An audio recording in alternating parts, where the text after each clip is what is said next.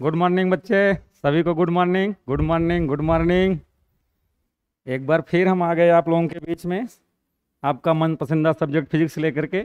आपका मन पसंदीदा टीचर संतोष शुक्ला, आपका शिक्षक, आपका मार्गदर्शक,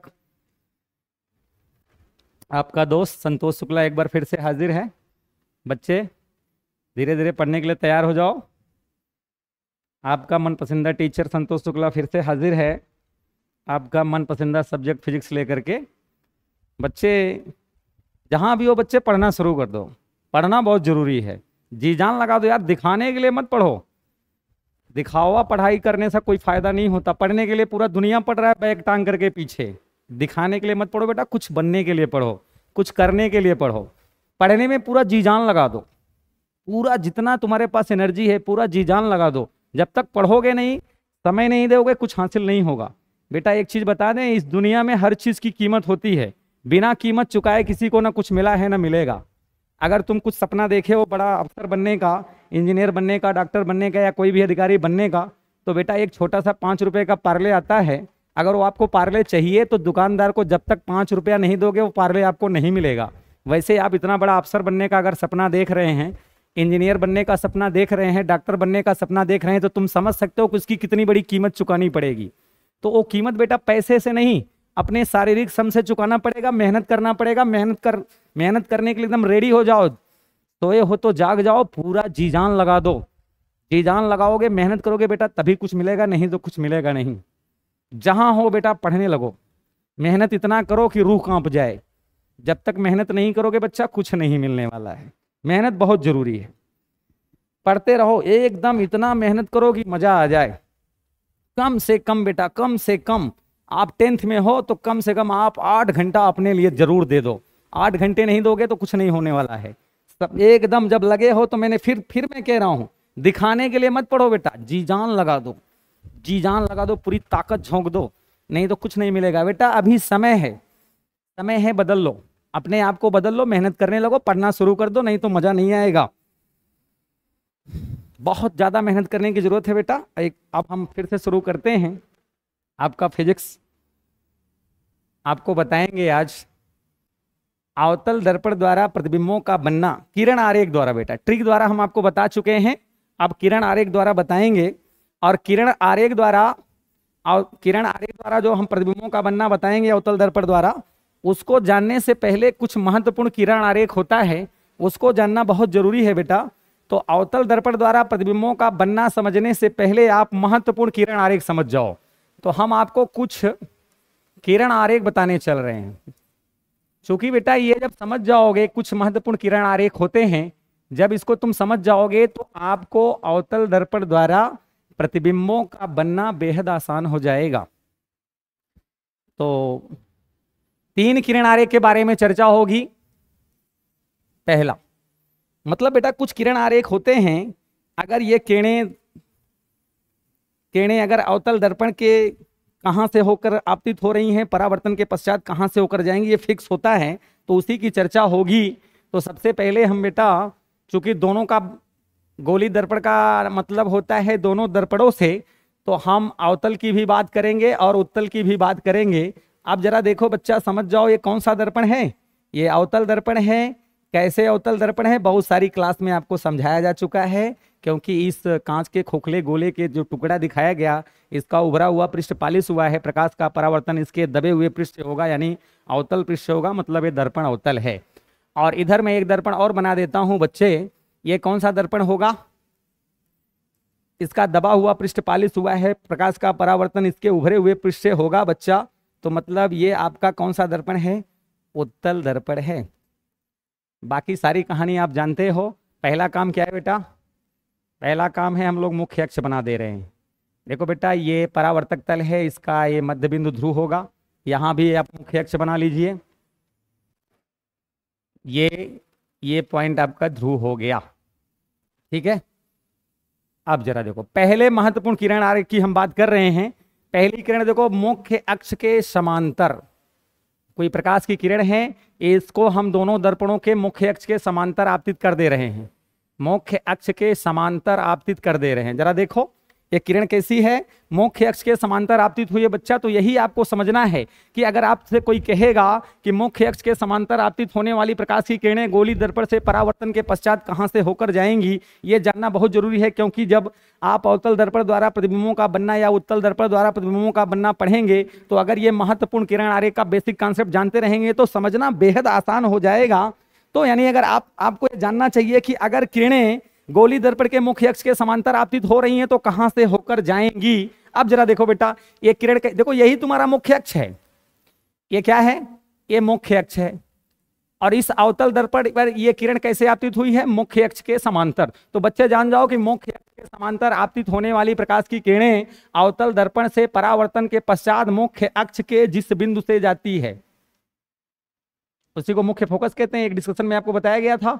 तो यानी कि ये कहां से होकर गई? मुख्य फोकस से।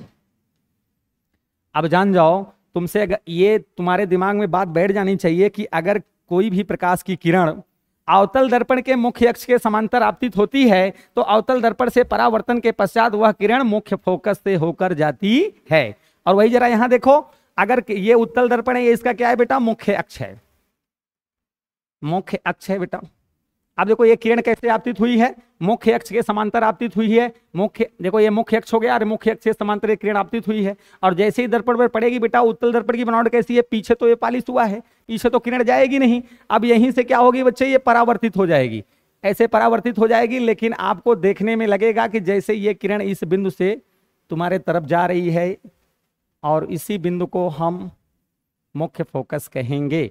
अब बेटा समझ जाओ, दिमाग में बैठा लो कि यदि कोई प्रकाश की किरण गोली दर्पण के मुख्य अक्ष के समांतर आपतित होती है तो गोली दर्पण से परावर्तन के पश्चात या तो फिर मुख्य फोकस से होकर जाएगी या फिर मुख्य फोकस से आती हुई प्रतीत होगी। मतलब अवतल दर्पण रहेगा तो आप कहेंगे कि मुख्य फोकस से होकर जाएगी, और उत्तल दर्पण रहेगा तो आप कहेंगे मुख्य फोकस से आती हुई प्रतीत होगी। अब समझे कि नहीं? एकदम दिमाग में बैठा लो कि अगर गोली दर्पण होगा, गोली दर्पण मतलब अवतल दर्पण या उत्तल दर्पण, अगर किरणें गोली दर्पण के मुख्य अक्ष के समांतर आपतित होगी तो परावर्तन के पश्चात या तो मुख्य फोकस से होकर जाएगी या फिर मुख्य फोकस से आती हुई प्रतीत होगी। समझ में आया?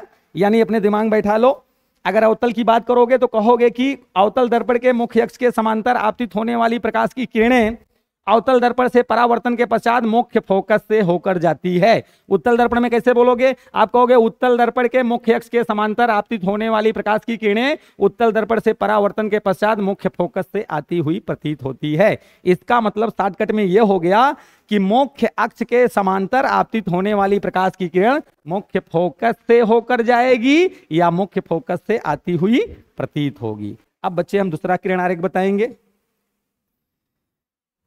समझ में आ गया? समझ में आ गया होगा बच्चे?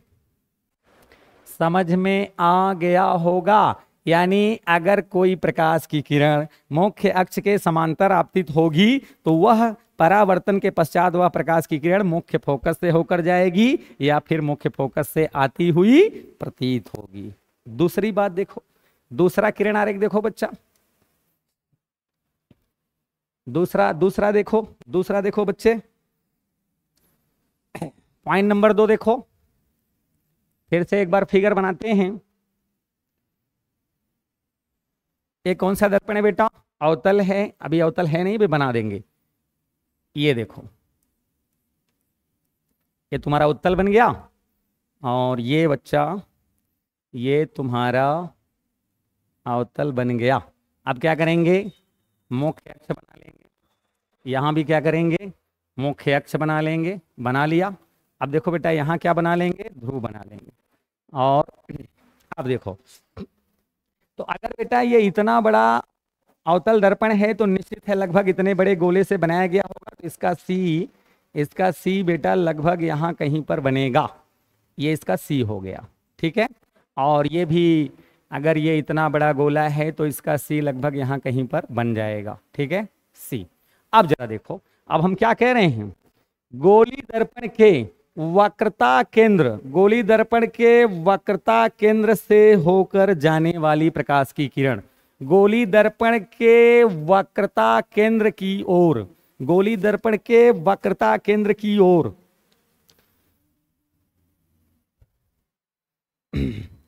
गोली दर्पण के वक्रता केंद्र की ओर, गोली दर्पण के वक्रता केंद्र की ओर। देखो भाई ये वक्रता केंद्र तक नहीं पहुंच सकता बेटा, क्योंकि दर्पण पीछे से पालित हुआ है। वक्रता केंद्र की ओर तो नहीं पहुंच सकता, लेकिन वक्रता केंद्र की ओर आ सकता है। तो देखो बच्चे ये मतलब इस तरह से किधर जा रहा है, वक्रता केंद्र की ओर जा रहा है।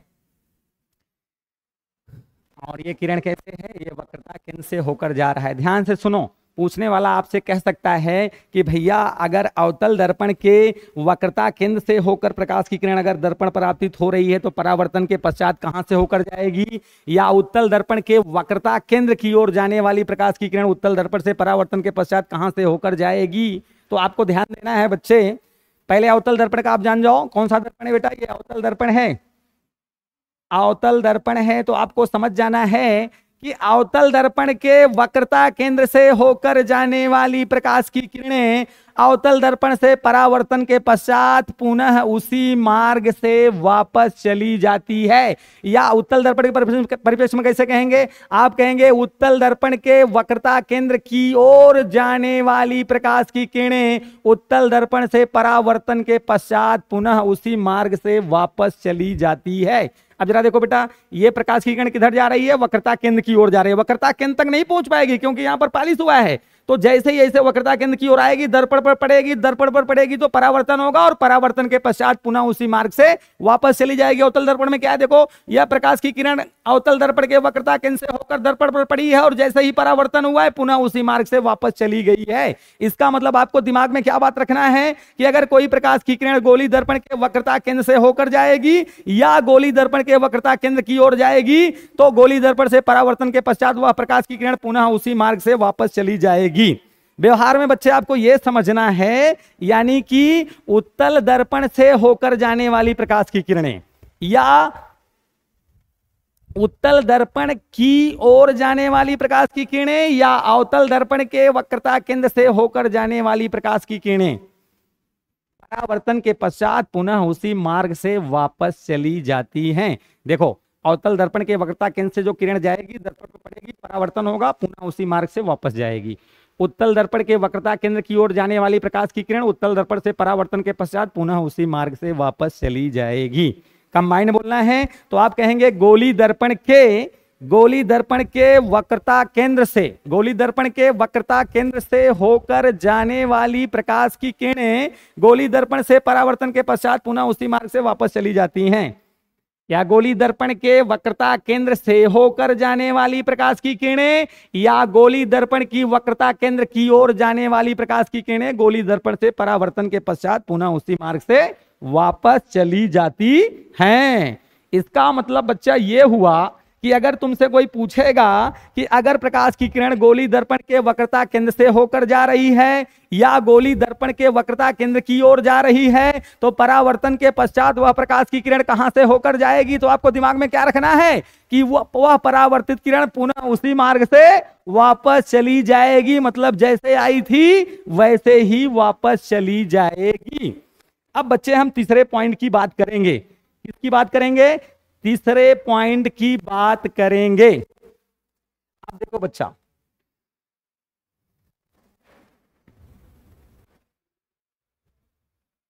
चलो भैया पॉइंट नंबर 3।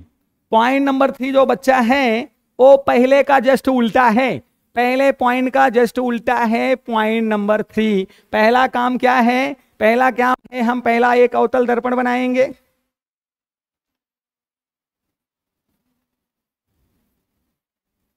और दूसरा काम है कि हम उत्तल दर्पण बनाएंगे।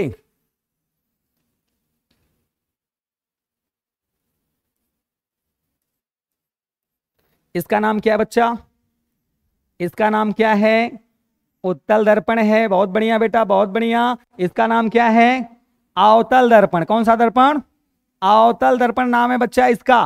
पहला काम क्या करेंगे, पहला काम करेंगे हम लोग मुख्य अक्ष बना लेंगे। मुख्य अक्ष बन गया बेटा, यहाँ ध्रुव हो गया, यहां भी क्या करेंगे, मुख्य अक्ष बना लेंगे और ये हो गया ध्रुव बेटा। ये तीनों महत्वपूर्ण किरण आरेख समझना बेहद जरूरी है बच्चे। अब देखो ये जो हम अगर तीसरे पॉइंट की बात कर रहे हैं, आप देखो भैया, अगर ये देखो इतना बड़ा अगर अवतल दर्पण है तो निश्चित है कि इतने बड़े गोले का हिस्सा रहा होगा, तो इसका वक्रता केंद्र यहां कहीं पर होगा और इसका मुख्य फोकस यहां कहीं पर होगा। इसका वक्रता केंद्र बच्चे यहां कहीं पर होगा, तो इसका मुख्य फोकस यहां कहीं पर होगा। अब जरा देखो, अवतल दर्पण के मुख्य फोकस से होकर जाने वाली प्रकाश की किरणें, अवतल दर्पण के मुख्य फोकस से होकर जाने वाली प्रकाश की किरणें या उत्तल दर्पण के मुख्य फोकस की ओर, उत्तल दर्पण के मुख्य फोकस की ओर जाने वाली प्रकाश की किरणें अवतल दर्पण से परावर्तन के पश्चात मुख्य अक्ष के समांतर हो जाती है। तो देखो बेटा, ये किरण जरा उत्तल दर्पण में देखो, यह प्रकाश की किरण किधर जा रही है? उत्तल दर्पण के मुख्य फोकस की ओर। चूंकि देखो बेटा, किरण यहीं तक आएगी, इसके नीचे तो पालिश हुआ है, इधर नहीं जाएगी। तो लेकिन आपको देखने में कैसा लग रहा है कि यह प्रकाश की किरण उत्तल दर्पण के मुख्य फोकस की ओर आ रहा है, और जैसे ही दर्पण पर पड़ेगा तो परावर्तन हो जाएगा, और परावर्तन के पश्चात पुनः जो है परावर्तन के पश्चात मुख्य अक्ष के समांतर हो जाएगी। अब जरा देखो इसका मीनिंग क्या हुआ। अगर बच्चा तुमसे कोई पूछेगा कि अगर कोई प्रकाश की किरण अवतल दर्पण के मुख्य फोकस से होकर जा रही है, तो अवतल दर्पण से परावर्तन के पश्चात वह प्रकाश की किरण कहां से होकर जाएगी, या पूछने वाला कहेगा कि यदि कोई प्रकाश की किरण उत्तल दर्पण के मुख्य फोकस की ओर जा रहा है, तो उत्तल दर्पण से परावर्तन के पश्चात वह प्रकाश की किरण कहां से होकर जाएगा, तो आप क्या बोलोगे? आप कहोगे भैया कि अवतल दर्पण के मुख्य फोकस से होकर जाने वाली प्रकाश की किरणें अवतल दर्पण से परावर्तन के पश्चात मुख्य अक्ष के समांतर हो जाती है। या आप कहोगे उत्तल दर्पण के मुख्य फोकस की ओर जाने वाली प्रकाश की किरणें उत्तल दर्पण से परावर्तन के पश्चात मुख्य अक्ष के समांतर हो जाती है। समझे बच्चे? ये तीन महत्वपूर्ण किरण आरेख समझना बेहद जरूरी है। हमने क्या बताया, शॉर्ट फॉर्म में सुन लो। अगर कोई प्रकाश की किरण मुख्य अक्ष के समांतर जाती है तो परावर्तन के पश्चात मुख्य फोकस से होकर जाएगी, और यदि कोई प्रकाश की किरण गोली दर्पण के वक्रता केंद्र से होकर जाती है तो पुनः उसी मार्ग से वापस चली जाती है। और यदि कोई प्रकाश की किरण मुख्य फोकस से होकर जाएगी तो परावर्तन के पश्चात मुख्य अक्ष के समांतर हो जाती है। अब बच्चे समझ गए होंगे। भैया कि स्टॉप कर दो, रवि स्टॉप कर, छोटा छोटा बना दो।